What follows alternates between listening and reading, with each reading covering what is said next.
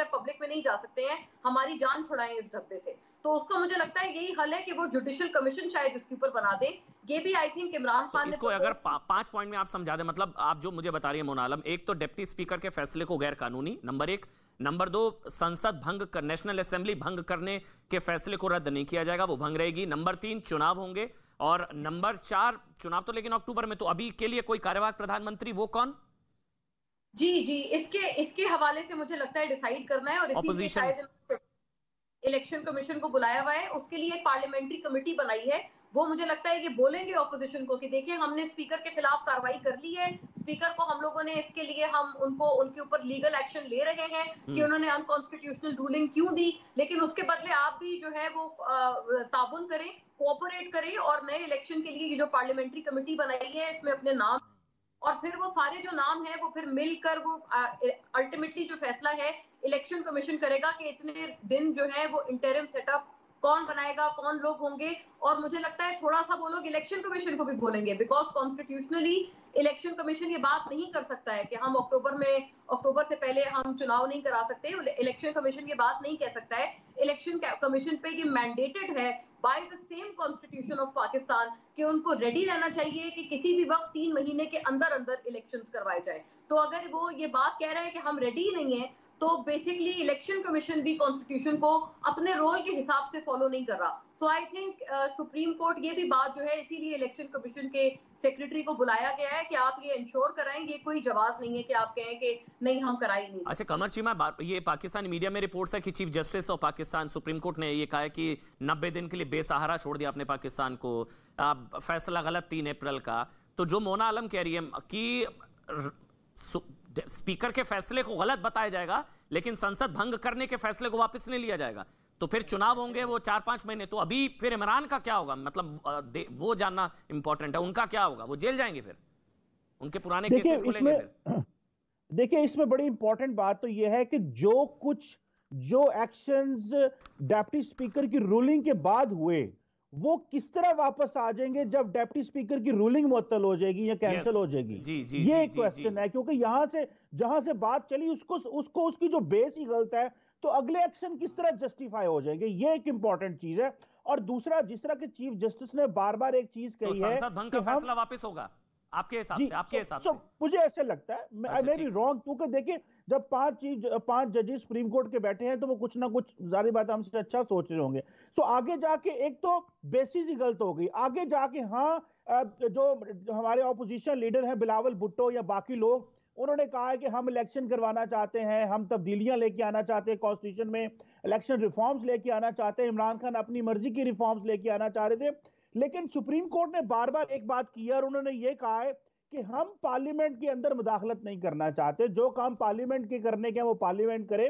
हमने क्योंकि larger constitution को जो छेड़छाड़ की गई है, हमारा मैंडेट उस तक आता है। अब वो चीज है कि क्या वो कहेंगे इलेक्शन करवाओ, तो ये तो फिर पार्लियामेंट के अंदर मुदाखलत हो गई। लेकिन वो ये तो नहीं कह सकते कि इलेक्शन कि जो लुकिंग आफ्टर द कॉन्स्टिट्यूशन। लेकिन सुप्रीम कोर्ट है, वो देख सकती है कि हालात किस तरफ जा रहे हैं, मुल्क के अंदर अफरा तफरी ना हो जाए, लॉ एंड ऑर्डर का मसला ना हो जाए, तो ये चीज तो लगती है। लेकिन आगे जाके हमें इस चीज को देखना है कि इमरान खान के हवाले से आपने बात की, मेरा नहीं ख्याल कि इमरान खान को जेल में जाएंगे, इस तरह की चीजें होंगी, और ना ही कोई इस तरह की उनके ऊपर केसेस हैं, और ना ही ऑपोजिशन इस वक्त बड़ी मैच्योर ऑपोजिशन है। उसकी वजह यह है कि इन्होंने बहुत दफा रूल कर लिया है, ये 2-2 दफा प्राइम मिनिस्टर रह चुके हैं, इनको पता है गवर्नमेंट कैसे करनी है। इमरान खान की स्ट्रैटेजी, पॉलिटिकल स्ट्रैटेजी रूल करने की बिल्कुल डिफरेंट थी। वो समझते थे जितना मैं तकसीम करूंगा, डिवाइड करूंगा, लोग मेरे साथ रहेंगे और इनको बुरा भला कहेंगे। जबकि ऑपोजिशन अभी तक इस तरह की कोई जो है वो डिवाइड उस तरह नहीं कर रही, ना फॉरेन पॉलिसी इश्यूज पर ना बाकी। तो मुझे लग रहा है कि इमरान खान जेल में ही वो चीजें नहीं होंगी। अच्छा, इमरान खान की पार्टी के नेता भी हमारे साथ मोहम्मद आरिफ अब्बासी साहब हैं, पीटीआई के नेता है। अब्बासी साहब, बहुत बहुत स्वागत है आपका न्यूज़ 18 इंडिया में। क्या उम्मीद कर रहे हैं सर? बहुत शुक्रिया। हाँ देखें जी, अभी थोड़ी देर में जो फैसला आएगा तो हम तो इसको 3 तरह से देख रहे हैं। 3 इसके एक्सपेक्ट है, एक कॉन्स्टिट्यूशनली कानूनी, और दूसरा है इंतजामी एक्सपेक्ट्स है, और तीसरा है इसके सियासी एक्सपेक्ट्स। तो अभी जो भी फैसला आएगा उसमें आने वाले हालात में इसके जो अगर कानून और आइन के मुताबिक आएगा तो फिर उसकी बाकी जो इंतजामी मामला तो बहुत सारे आगे हो चुके हैं, जिसमें डिसॉल्व हुई है हमारी पार्लियामेंट, और फिर सदर साहब ने केयर टेकर के लिए एक प्रोसेस था वो शुरू किया। और तीसरे इंतजामी मामला जो है इस टाइम पूरा मुल्क जो है वो किस तरह आगे चलेगा। तो ये फैसले पे हम देख रहे हैं, अगर इस पे फैसला आइन और कानून के मुताबिक हुआ फिर तो सारी चीजें ठीक हो जाएंगी। और बाकी अभी जो बात कर रहे थे आप इमरान खान के, इमरान खान पे कोई केस अभी जब तक मैं आपसे बात करूं इस टाइम तक पूरे पाकिस्तान में इमरान खान पे कोई केस नहीं है।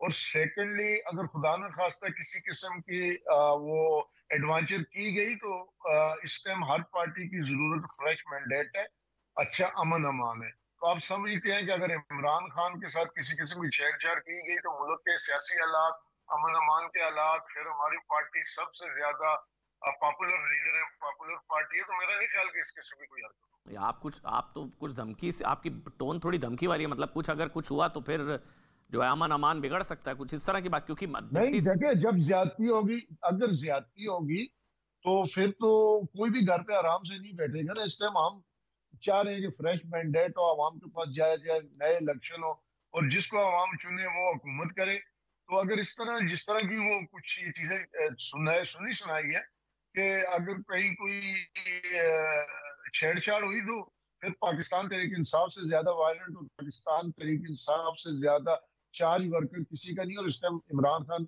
अभी 10 दिन पहले हमने जलसा किया, उसमें ये मेरा बस सबसे पॉपुलर आरिफ अब्बास जी, मेरा सवाल है कोई और सरप्राइज तो नहीं है ना? बस अब मतलब एक सरप्राइज आप कह रहे थे सरप्राइज देंगे, आप खत्म हो गए सारे सरप्राइज। अब सुप्रीम कोर्ट के फैसले के बाद आर्टिकल 5 वाला सरप्राइज था, कोई और सरप्राइज तो नहीं बचा ना सर अभी?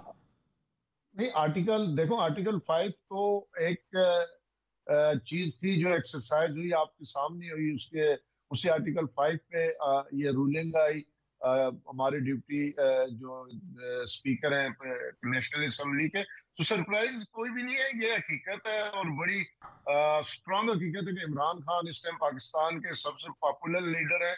और हम चाहते हैं कि जितना जल्दी हो इलेक्शन हो। और हम पहले बैसाखियों पे थे, हमारे पास सिंगल मेजोरिटी नहीं थी पार्लियामेंट में, तो हम चाहते हैं कि अभी हम अक्सरियत के साथ। लेकिन सुप्रीम कोर्ट की चीफ जस्टिस ने कहा है कि डिप्टी स्पीकर का फैसला गलत था, 3 अप्रैल का फैसला गलत है, वो अनकॉन्स्टिट्यूशनल था।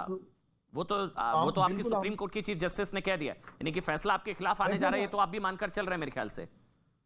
नहीं, मेरी अर्ज सुने। अब आइन की तशरीह करना सुप्रीम कोर्ट का काम है और हम सुप्रीम कोर्ट की सुप्रीमेसी मानते हैं। हम बिल्कुल सुप्रीम कोर्ट के हर हुक्म के पाबंद है और जो सुप्रीम कोर्ट हुक्म करेगी उसको मुताबिक हम आगे चलेंगे। लेकिन जहां तक आर्टिकल 5 का ताल्लुक है, हमने हर बंदी की अपनी इंटरप्रिटेशन होती है। हमारे डिप्टी स्पीकर के नजदीक उसकी इंटरप्रिटेशन थी, वो उसने एक्सरसाइज की। अगर सुप्रीम कोर्ट सुपीरियर इदारा है, उस तशरीह वो करता है आइन